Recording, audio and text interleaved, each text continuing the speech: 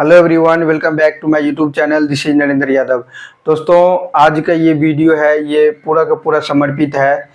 Prince Yadav ji को, जिसका death हो गया और जो अब इस दुनिया में नहीं है और वो हम लोगों को छोड़ के चले गए हैं। और वो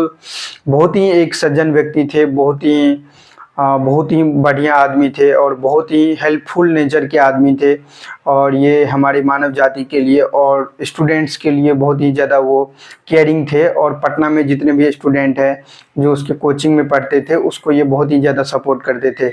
यदि आप लोग नहीं जानते हैं कि प्रिंस यादव जी कौन थे, तो प्रिंस यादव जी जो हमारे एक रोशन आनंद सर हैं, जो बीपीएससी का बच्चों को पढ़ाते हैं और बिहार दरोगा वाले बच्चे को पढ़ाते हैं और बहुत ही बेहतरीन शिक्षक हैं रोशन आनंद सर। उसी का ये अपना मतलब खुद का भाई है, अपना सोहदर भाई जिसको हम लोग बोल सकते हैं हिंदी में। और उसका संदिग्ध हालत में, संदिग्ध तरीके से नेपाल के किसी होटल में मौत हो गया, डेथ हो गया, जो कि बेहद ही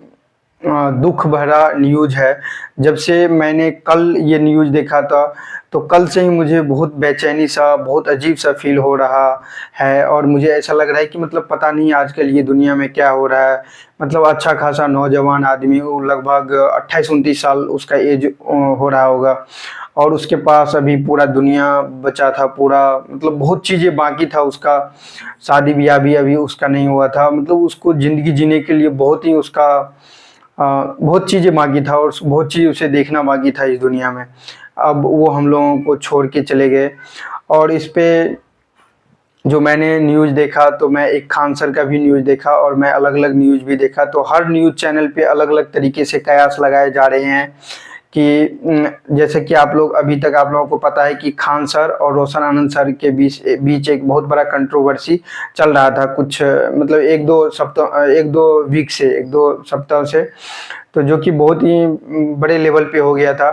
और गोली वोली फायरिंग वायरिंग के चलते तो फिर खान सर एफआईआर दर्ज किए थे। और फिर अभी फ़िलहाल रोशन आनंद सर जेल में बंद है, पटना के किसी जेल में बंद है बिहार में। तो जो कि ये बहुत ही दयनीय स्थिति है, बहुत ही दुखद स्थिति है और बहुत ही दुखद मोमेंट है ये हमारे रोशन आनंद सर के लिए। और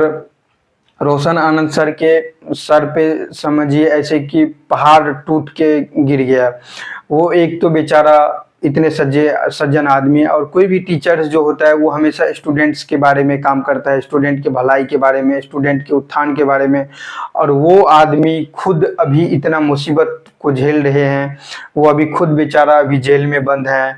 अपना वो उस पर क्या बीत रहा होगा, मैं इमेजिन कर रहा हूँ तो मेरे आंखें भर आ रहा है मुझे। मतलब दर्द से मुझे, मतलब समझ रहे हो, मतलब बहुत ही निराशा, बहुत ही अजीब सा फील हो रहा है उसके सिचुएशंस को समझ के, उसको फील करके। और उसी बीच उस पे एक और बड़ा सा पहाड़ टूट गया कि उसका भाई, अपना खुद का सोहदर भाई, उसका मृत्यु हो गया संदिग्ध हालत में। जो कि मैं आशा करता हूं कि रोशन आनंद सर के और प्रिंस यादव जी सर के जो फैमिली है, उसके परिवार के लोग हैं, और ख़ास करके रोशन आनंद सर को भगवान ईश्वर शक्ति दे, बहुत ही मतलब मनोबल दे, शक्ति दे, बहुत ही पावर दे, कि ताकि ये दुख से निकल पाएँ और इस दुख को झेल पाएँ अच्छे से और फिर से कम बैक कर पाएँ सर। नहीं तो इसी सिचुएशन में, ऐसे ऐसे कठिन घड़ी में बहुत आदमी ऐसे होते हैं कि वो खुद टूट के बिखर जाते हैं और ज़िंदगी में पूरा हताश, निराश और पूरी तरीके से टूट जाते हैं। तो भगवान से मुझे यही प्रार्थना है कि भगवान रोशन आनंद सर और उसके पूरे फैमिली को शक्ति दे इस दुख से उबरने के लिए, इस कठिन घड़ी से लड़ने के लिए। और ये जो हमारे प्यारे प्रिंस यादव जी जो हैं, उसको भगवान अपने शरणों में लें और उसको आत्मा को शांति प्रदान करे। और मेरी तरफ से और हमारे सारे स्टूडेंट्स, जितने भी स्टूडेंट्स हैं, जितने भी हमारे बिहार वासियों हैं, जितने भी हमारे देश के जितने भी स्टूडेंट्स हैं, जो लोग उनके जानते हैं, जो लोग नहीं भी जानते हैं, उनके तरफ से उन लोग प्रिंस यादव जी के आत्मा को और प्रिंस यादव जी को शत शत नमन और प्रिंस यादव जी को भावपूर्ण श्रद्धांजलि मैं अर्पित करता हूं। और वो जहां भी कहीं भी होंगे, वो शांत रहेंगे, होंगे और अपने ईश्वर के चरणों में जाके समर्पित हो गए होंगे। और ये उसके मैं उसके भलाई के लिए और उसके लिए मैं मतलब बहुत ही मतलब ईश्वर से प्रार्थना कर रहा हूँ कि उसको अपना शरण दे और उसको शांति प्रदान करे इस घड़ी इस सिचुएशन में। और यहाँ पे बच्चों एक चीज़ और ये बोला जा रहा है कि ये जो खान सर और रोशन आनंद सर का जो कंट्रोवर्सी चल रहा था, और कंट्रोवर्सी के कारण ही ये रोशन आनंद सर हमारे प्यारे शिक्षक जेल में अभी बंद है।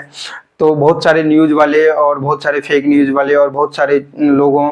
कयास लगाए रहे हैं, ऐसे ऐसा बोल रहे हैं कि ये खान सर जो है हमारे, ये भी बहुत ही अच्छे शिक्षक है, बहुत ही फेमस शिक्षक है और बहुत ही प्रसिद्ध शिक्षक है, कि इसी का ये किया धराया है और यही सर रोशन आनंद सर को मरवा दिया है। तो यहाँ पे बच्चों एक चीज़ ये समझने वाली बात है कि मान लो कोई भी दो आदमी में, दो ग्रुप में या दो आदमी में कंट्रोवर्सी चलता रहेगा, उस पर केस भी कर दिया रहेगा, एफआईआर भी कर दिया रहेगा और उसको जेल भी में रहेगा उसका अपोनेंट, उसका विरोधी। और इस कंडीशन में वो कितना भी बेवकूफ़ आदमी रहेगा तो वो तो ऐसा काम कभी नहीं कर सकता है, खान सर हो या कोई भी आदमी हो, जो ये इसके फैमिली वाले को या इसी को वो मरवा दे, क्योंकि ऑलरेडी वो सब के टारगेट पे है, हर आदमी के टारगेट पे, हर आदमी के नज़र पे है कि इसके बीच में कंट्रोवर्सी है और जो भी कुछ हो रहा है ये दोनों के बीच में हो रहा है और खान सर ही इस पे इसको फंसा रहे हैं, और या रोशन सर बोलेंगे खान सर ही फंसा रहे हैं। और खान सर का कहना है कि रोशन आनंद सर या कोई भी दूसरे जो कोचिंग है वो इस पे कोचिंग पे मतलब अटैक किए थे और तभी खान सर का जो बॉडीगार्ड थे वो फायरिंग किए थे गोली, तो इसीलिए ऐसा ऐसा हुआ है। तो फिर केस किए तो फिर वो जेल में है अभी रोशन आनंद सर।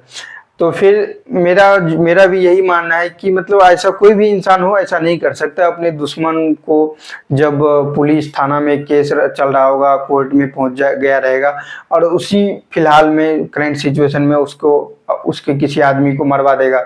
तो लोगों को ऑलरेडी पता है कि इस केस के बीच में झगड़ा चल रहा है या कुछ भी चल रहा है, तो कुछ भी होगा तो वही फंसेगा, तो ऐसा तो नहीं कर सकता है। तो मेरा हिसाब से मुझे यहाँ पे लग रहा है कि पुलिस को अच्छे से निष्पक्ष जांच की आवश्यकता है, अच्छे से, चाहे सीबीआई टीम हो या कुछ भी हो, बहुत ही एक बड़े स्तर पे जांच की आवश्यकता है ताकि सही चीज़ की जानकारी निकल पाए। और यहाँ पे मेरा जो एज ए टीचर मेरा यही सोच है कि दोनों शिक्षक को जल्द से जल्द रोशन आनंद सर को रिहाई मिले और दोनों सर को अपना जो इसमें गिल्टी है, जो इसमें जिसका गलती है उसको सख्त से सख्त सजा मिले। और यदि बहुत यहाँ पे एक जो सर हैं वो अपने परिवार को भी खो चुके हैं, और जिसका गलती हो उसको हम तो कहते हैं फांसी का उसको सजा मिले, बड़ी से बड़ी सजा मिले, चाहे कोई भी हो, चाहे ये खान सर हो, रोशन आनंद सर हो। और यहाँ पे एक चीज़ और है कि मुझे ये लगता है कि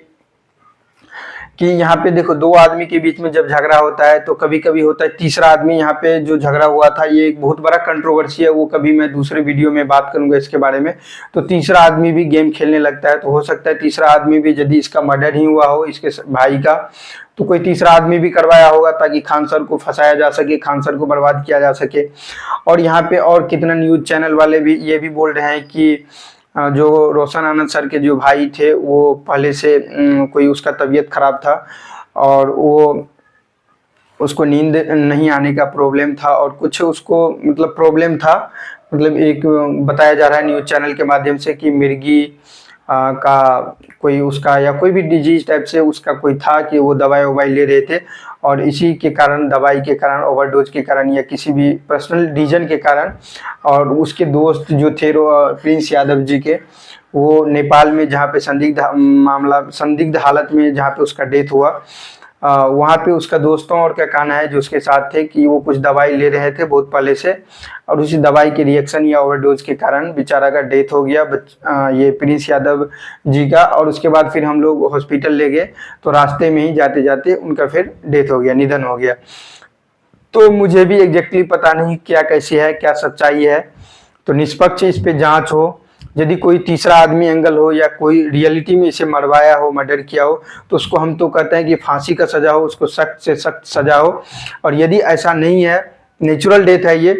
तो नेचुरल डेथ है तो फिर तो किसी को सज़ा नहीं मिलना चाहिए। नेचुरल डेथ आदमी, किसी भी आदमी का कोई गारंटी नहीं है, कोई भी कभी भी मर सकता है, चाहे मैं हूँ, आप लोग हो या कोई भी आदमी। और फिर ये दोनों किसी जो कंट्रोवर्सी है इस पे भी अच्छे से चेक हो पुलिस के द्वारा। और मेरा आप लोगों से भी दुआ है कि आप लोगों से प्रार्थना है कि आप प्रिंस यादव जी के आत्मा को शांति के लिए ईश्वर से प्रार्थना कीजिए सभी मिलके। और ये खान सर और रोशन आनंद सर के लिए भी प्रार्थना कीजिए कि ये लोग फिर से अच्छे हो जाएं, ये लोग का झगड़ा सुलझ जाए। लड़ाई झगड़ा करने से कोई फायदा नहीं है। टीचर हर किसी के लिए होता है और हर किसी के भलाई के लिए काम करता है। और आप लोग कमेंट सेक्शन में भी आप लोग कमेंट करके बोल सकते हैं और अपना राय दे सकते हैं इसमें क्या कैसे हो सकता है और क्या रीज़न हो सकता है। और इस पे और मैं कभी दूसरा वीडियो भी लाऊंगा जिसमें मैं आप लोगों को बताऊंगा कि कंट्रोवर्सी क्या रीज़न था, क्या कैसे हुआ। And thanks for watching this video. Wish you all the best, take care, stay happy and stay healthy.